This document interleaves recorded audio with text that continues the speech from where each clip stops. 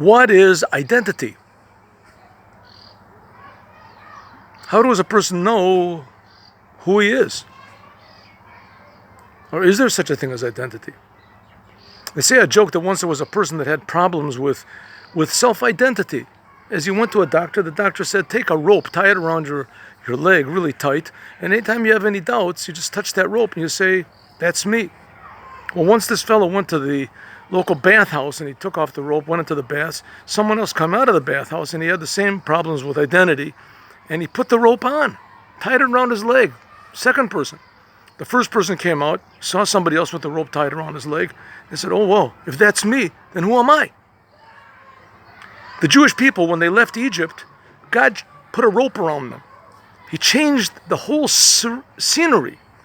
Before they were slaves, now they were free. Before they had to work hard for their work, now they don't have to work anymore. They got bread from heaven. They got water from a rock. They changed everything, the scenery, but they didn't change the person. Who really are the Jews? The Jews are the sons of God. God told Moses, go into Paro, say, my son, my chosen ones, Israel. When the Jewish people got to Mount Sinai, they became the servants of God. A son means that God will take care of you. He's your father. He's everywhere. Nothing to worry about. Servant means you got to get to work. You have obligations. You have responsibility. What about the rest of the world? The rest of the world are God's creations. God cares for them. God's handiwork. God's precious possessions. Everyone in the world is a creation of God constantly. That's who we really are. What's the difference between a servant and a son?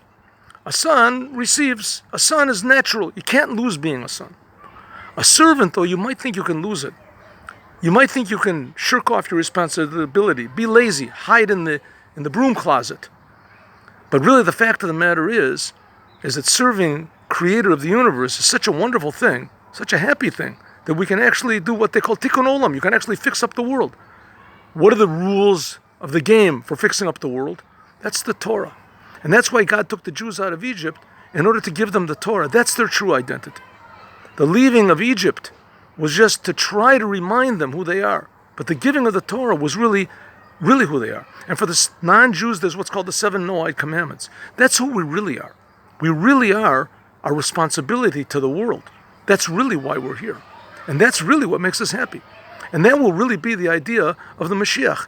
Moshiach will be a king, and he'll be a teacher, and he'll teach the entire world how to really live according to the Torah. 7 Noahide commandments for the non-Jews, 613 commandments and all the commandments of the rabbis for the Jews. But that will make life meaningful and happy.